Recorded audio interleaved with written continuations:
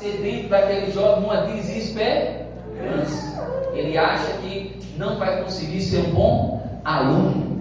Um outro fato que traz na história dele também é sobre a comunidade onde ele mora. Ele cresce no meio da violência, da droga, da prostituição. Então nasce nele uma desesperança. Ele acha que assim como a comunidade ela sofre com a prostituição, com as drogas, com os vícios, ele vai crescer naquele ambiente e ele vai ser só mais um a ter o vício, a se prostituir e a se envolver nas drogas. E aí nasce também uma desesperança. E aí, continuando aqui no material, fala sobre vizinhança. Como muitos jovens, ele não tem o apoio dos pais, ele procura muitas vezes nos colegas, nos vizinhos. E como os vizinhos dessa comunidade que João mora não tem cultura, educação, não tem nada de conforto, então ele se depara nesse momento com um quadro seguinte: ele é um jovem, mora numa comunidade, mas ele não tem esperança, perspectiva do futuro. E isso não é diferente aqui hoje no Marco Moura, não é diferente nas grandes cidades. O tema evangelizar na cidade, se você não entendeu ainda, chegando na reta final, está mostrando para nós que aqui no Marco Moura, que é a nossa cidade, existem pessoas solitárias, pessoas depressivas, pessoas doentes e pessoas sem esperança. E o nosso papel é alcançar essas pessoas através do Evangelho. Pode passar aí. E a primeira fórmula para que nós possamos levar o Evangelho, ou se você encontra desesperado da vida, talvez você encontre sem esperança no casamento, talvez você encontre sem esperança na sua saúde, na sua vida sentimental, espiritual, aonde quer que seja a área, o primeiro ponto-chave é a Bíblia. A Bíblia é o livro da esperança. E aí, foi por isso que nós começamos a ler Romanos 15:4, que nós vimos aqui que através da Escritura nós vamos obter, primeira coisa é o que? Paciência. Paciência para quê? Quem pode me dizer? Porque Paulo está escrevendo para os romanos dizendo que através da Escritura nós precisamos ter paciência. Quem sabe me dizer? Paciência para esperar a morte de Cristo, paciência pelos outros. Realmente, às vezes a gente tem que aturar os outros, tem que ter paciência. É verdade. É ou não é verdade? Justamente, esse mundo de hoje ele está tão rápido que a gente não consegue, às vezes, acompanhar, e aí nasce a impaciência. Por isso que muitos jovens hoje em dia estão ansiosos. Você vê, antigamente, quando eu viajei e eu namorava, que não era com Lourdes, para mim, dizer a minha namorada que eu gostava dela, demorava quantos dias? 3. Eu escrevi uma carta e demorava 3 dias para chegar lá. Tem que ter paciência, né? Tem que ter paciência. Aí, para não perder o compasso, eu escrevi uma carta todos os dias. Depois de 3 dias, todos os dias chegava o que lá? Mas naquele tempo eu era jovem, mas eu tinha o quê? Paciência, porque o mundo não estava tão afobado como o quê? Como hoje. Então não vai entender? A velocidade da modernidade vai trazendo essas doenças para dentro da cidade moderna, para a nossa vida de hoje. Então, eu ia conversando e ela ia mandando de volta. Então era todo dia uma indo e todo dia voltando. E um dia na semana eu consegui uma ligação. Irmão, eu não estava preso no presídio, mas era só uma ligação. Porque antigamente o telefone, quem tinha era R$2.000, era 2.000 cruzeiros para ter um telefone em casa. Você tem que fazer quase um consórcio, quase 5 anos pagando. Quem é antigo sabe o que eu estou falando. Vixe, eu me entreguei, ó. Quem é antigo? Vai ligar para São Paulo, para lá para baixo. Não diga não. Não, aí um dia na semana, aí eu ia se falar pelo telefone e estava tudo ordem. Só que hoje em dia está tudo moderno. Hoje em dia você clica a câmera, oi meu amor, estou aqui, ó. Quando é isso, a mulher ciumenta liga, faça uma videochamada, eu quero ver você está agora. Não é muito não, tá muito me assinando. É ou não é? Sim ou não? Ou você está no WhatsApp, faz uma pergunta ao seu colega, aí ele não responde, aí você começa a botar 300 mil carinhas aqui para responder. E isso é o preço da velocidade da tecnologia. E aí, para muitos jovens, esse impacto é diferente. E aí nasce essa desesperança, porque o mundo não está mais tendo tempo para amar, é mais trabalho, escola, sair, conversar, rede social. E aí você vai terminando perdendo o foco das coisas. Mas, no livro de... Eu queria que você abrisse no livro de Hebreus, capítulo 11. Hebreus, capítulo 11, versículo 1. Amém. A gente já aprendeu que o livro é o quê? A esperança. Pode passar, Ana, enquanto acha Hebreus 1. É um pouco depois de Romanos. Aqui, ó, diz o seguinte, ó. A falta de esperança na cidade. Vou traduzir aqui para vocês enquanto vocês procuram Hebreus. A falta de esperança no Marcos Moura afeta pessoas em todo o mundo. Basicamente parece que não há oportunidade ou chance de coisas melhorarem. E isso pode estar relacionado a diversas causas. E ali embaixo, nas letras menores, ele dá 4 situações que podem nascer a desesperança. A primeira, desigualdade econômica. A desigualdade econômica pode nascer dentro de mim ou de você ou de uma pessoa lá fora. A desesperança? Sim. Às vezes o pai, a mãe trabalha muito e não consegue pagar as contas. E aí nasce aquela desesperança. Quando é que essa agonia, quando é que isso vai passar? Porque trabalha, dá para fazer a feira, mas não dá para pagar o quê? O gás, não dá para pagar a energia. E aí o pai e a mãe têm que trabalhar mais. E o filho vendo aquela luta toda dos pais, começa a perder uma perspectiva de vida, ele fica sem esperança. Poxa vida, eu nasci num lugar que não tem condição. Meu pai mal consegue pagar o quê? As contas. E você vai atraindo isso para dentro de você e você começa a desacreditar que tem o quê? Um Deus vivo. O segundo fator pode ser a falta de emprego, que é pior do que o problema econômico. Esse ainda tem os pais que a conta não fecha no final do mês.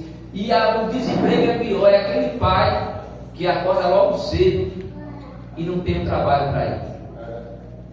Às vezes está a ponto de ser despejado, às vezes já está com a energia e a água cortada, já está passando necessidade. Se coloca no lugar de um jovem dentro dessa casa. Qual é a esperança que ele tem para o amanhã? Nenhuma.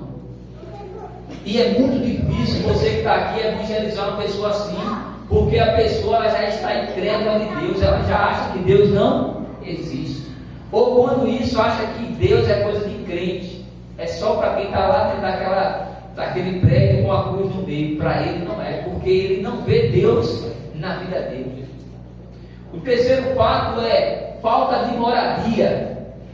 Esse aí é pior do que o do desemprego. É a parte pior que tem. Quantas pessoas não estão nesse momento agora morando debaixo de uma ponte? Vá lá no centro de João Pessoa que você vai ver que tem pessoas dormindo agora com cobertor ou com lençol na calçada da loja que durante o dia estava aberta. Me diga qual a esperança que um mendigo ali na cidade ele tem. Chegue para ele para evangelizar, para você ver se ele está fazendo algum plano de no outro dia ir trabalhar, ir comer ou ir para a igreja. Ele não tem. Todo dia ele acorda pensando: quando será que eu vou ganhar de esmola? Quem vai me ajudar?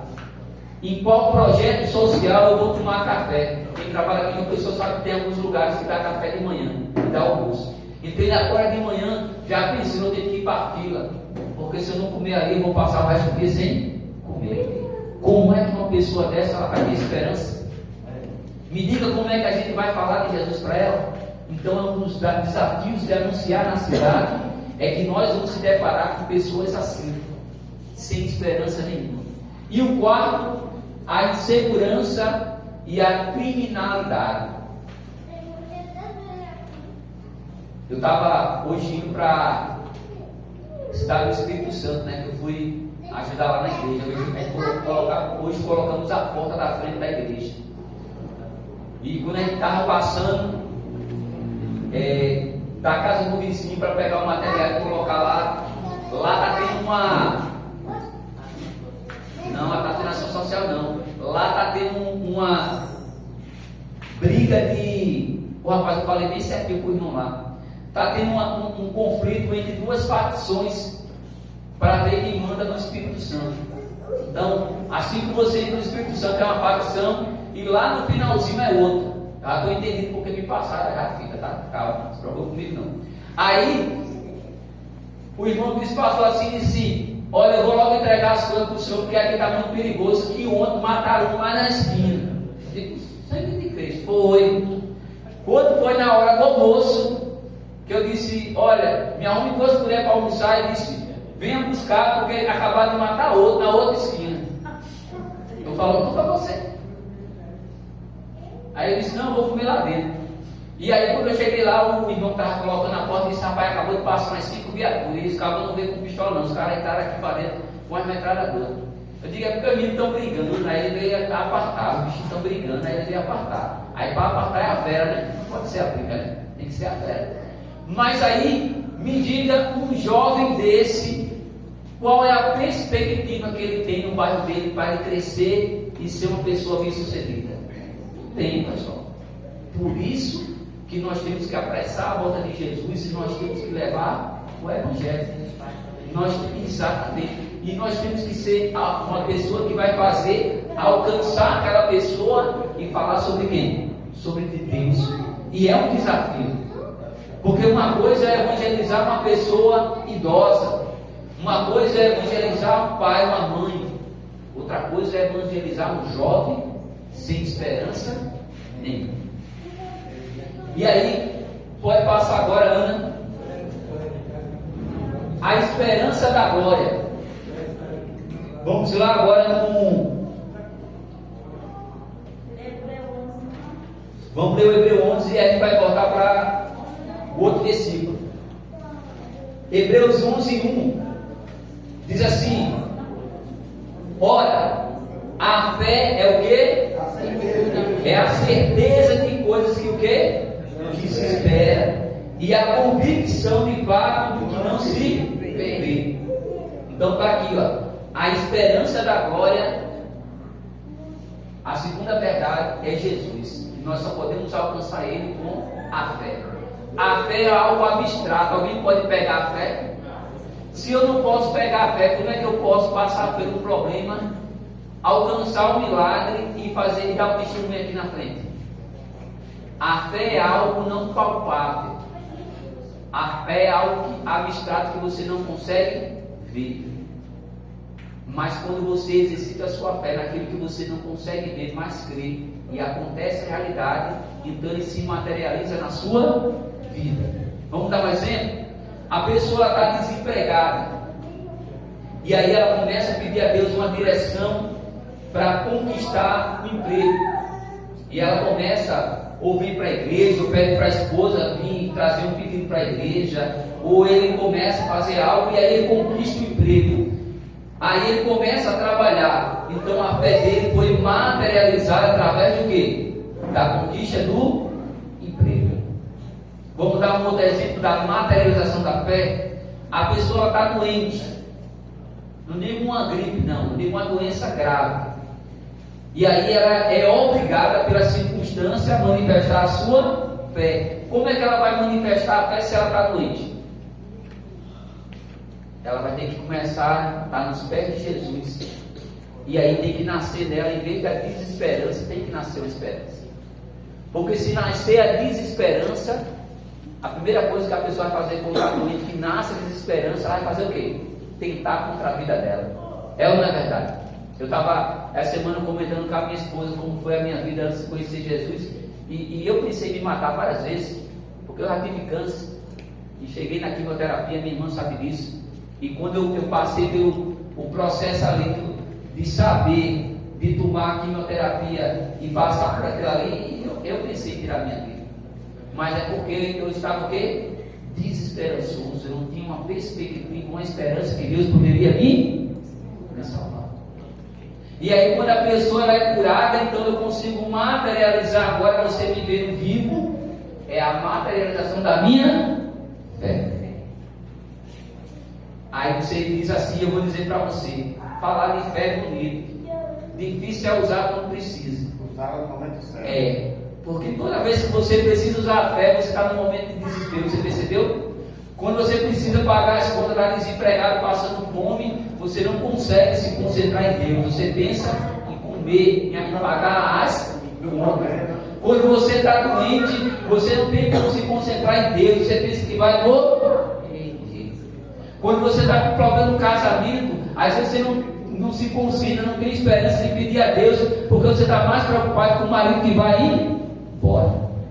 É muito difícil. Por isso que nós temos o papel como cristão de alcançar pessoas assim, como eu dei o exemplo agora, que estão sem esperança e mostrar para ela o quê? O caminho. Abra sua Bíblia em Colossenses. Colossenses capítulo 1, versículo 27. Amém.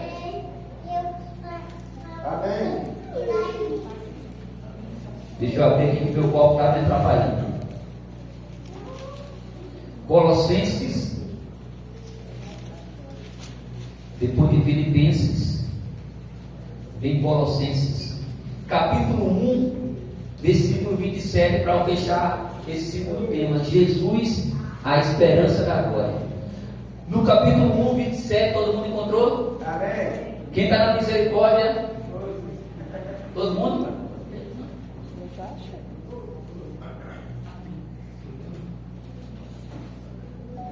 Diz assim, ó, capítulo 1, versículo 27, aos quais Deus quis dar a conhecer qual seja a riqueza da glória deste ministério entre os gentios. Isso é Cristo em vós, a esperança da glória. Vou ler aqui resumida. Deus quis dar a conhecer a riqueza da glória desde o ministério entre aos gentios. Quem sabe o que significa a palavra gentil? Gentil no dia de hoje é aquelas pessoas que elas não conhecem a quem? A Deus. Então é dado, Deus dá a riqueza de conhecer o ministério dele, os gentios, que é Cristo em você, a esperança da glória. Em você, Paulo estava dizendo aos Colossenses o seguinte: olha, Deus permitiu que os gentios que não conhecem a Deus, não tem cultura, não tem religião, foi dado a ele conhecer o ministério através de vocês, Colossenses, que Cristo é a esperança da glória. Você quer ver que eu estou tão certo? Vamos seguir o versículo para ver se Paulo estava certo. O qual, de 28, né? O qual nos anunciamos, está vendo aí? Advertindo a todo homem e ensinando a todo homem toda a sabedoria, a fim de que apresentemos todo homem perfeito em quê? Em Cristo. Para isso é que eu também me afadigo, esforçando-me o mais possível, segundo a sua eficácia, que opera eficiente em mim. Está vendo aí o que Paulo falou? Então Paulo falou, por isso que às vezes eu me fadigo, eu me esforço para que as pessoas consigam ver Cristo através de quem? De mim. Então nós temos que se esforçar e ir atrás das pessoas que estão sem esperança alguma. Vamos passar? Pode passar, Ana? E o último, finalizando, a terceira verdade: a segunda vinda de Cristo é nossa bendita esperança. Quem crê na segunda vinda de Cristo, levanta a mão aí. Metade da igreja, a outra metade não crê não. Crê? Então, para encerrar, abra lá em Tito. Tito.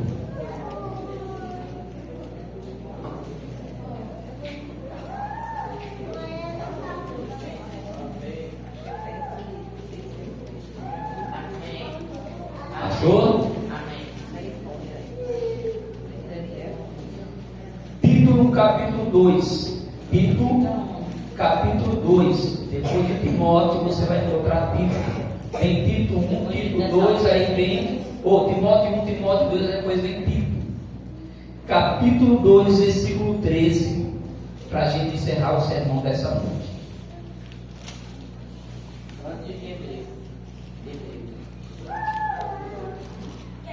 Falta alguém? Tem muita gente na misericórdia hoje? Amém. Eu vou ler, tá? Livro de Tito, capítulo 2, versículo 13. Aguardando a bendita esperança e a manifestação da glória do nosso grande Deus e Salvador, Cristo Jesus. Então, para as pessoas que se encontram no nosso bairro, na nossa cidade, desesperado, o primeiro caminho é a Bíblia. Estou agora fazendo um resumo para você não sair daqui voando. O segundo caminho para o desesperado somos nós, para pregar a Bíblia. Primeiro tem a Bíblia e depois tem o pregador. E o segundo caminho para o desesperado é que depois que ele tiver acesso à Bíblia e alguém para ensinar, é o terceiro. Nós vamos ensinar sobre a volta de Jesus. Pode passar, Ana? Saber que Jesus retornará para estabelecer seu reino eterno nos enche de expectativa e nos motiva a viver de forma santa e preparada. Essa esperança nos dá força para enfrentar as dificuldades atuais com a certeza de um futuro glorioso. Eu estava pregando na igreja de Santa Cruz no domingo e eu falei o seguinte: nós, falando lá, e agora eu falo para vocês, nós temos que apressar a volta de Jesus. Você sabe por que nós temos que apressar a volta de Jesus? Porque eu quero ver um futuro glorioso. Quem quer ver um futuro glorioso? Mas cada minuto que você passa aqui na terra, você corre o risco de perder a sua salvação. É verdade. Você deu para entender? Eu falei isso para Santa Cruz, eu falei macio, o irmão Juan estava na frente. Eu disse: está vendo aqui seu Oceano? Cada minuto que seu Oceano passa aqui na terra, ele pode ter 20 anos de ministério ajudando a igreja. Satanás pode distrair da manhã e ele perder a salvação. E ele passou 20 anos lutando.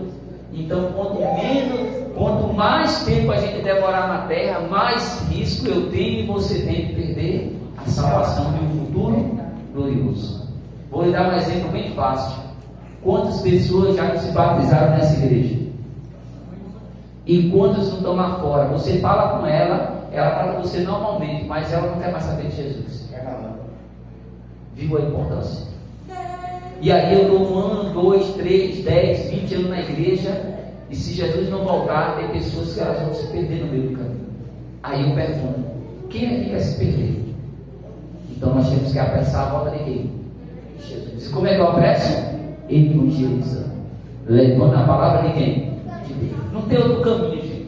Não adianta chegar no sábado e tá todo mundo aqui dentro. Tem que estar, mas não adianta. Aqui dentro a andorinha não vai fazer verão. A andorinha tem que sair para pregar o evangelho. Ao desesperado.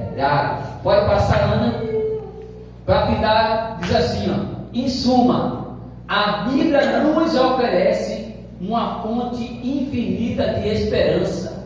Jesus é a personificação da esperança, da glória, e a sua segunda vinda em Cristo é a nossa bendita esperança. E aí nós temos que pegar essa bendita esperança e temos que levar para as pessoas lá fora. Irmão, mas eu prego para as pessoas lá fora e nem todo mundo quer saber de Jesus. Faça a sua parte. É assim, faça a sua parte. Eu dou estudo para 10 pessoas, só uma se converte. Eu fiz a minha parte? Sim. Eu fiz para as 10. Quando Jesus voltar, está as 10. Aquela que aceitou vai se. E as 9? Ela não vai poder dizer: não, Jesus, ninguém me falou do Senhor. Vai chegar e dizer: não. Naquele dia estava lá o mago velho falando para você ali, olha lá. Estava lá o mago velho, ia no domingo, ia na quarta, era pelo telefone. Não tem desculpa. Então, eu quero fazer um louvor agora para o nosso Deus. Convido a igreja a ficar de pé. E depois nós vamos fazer uma oração para que nós possamos apressar a volta do nosso Deus. Convido meus amigos aí de serviço de canto que nos ajudou hoje.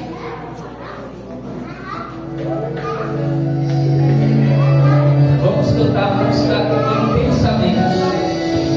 Essa letra é muito linda. Por tanto tempo vivi como escravo dos meus desejos e medo, até que eu entendi que Cristo é tudo.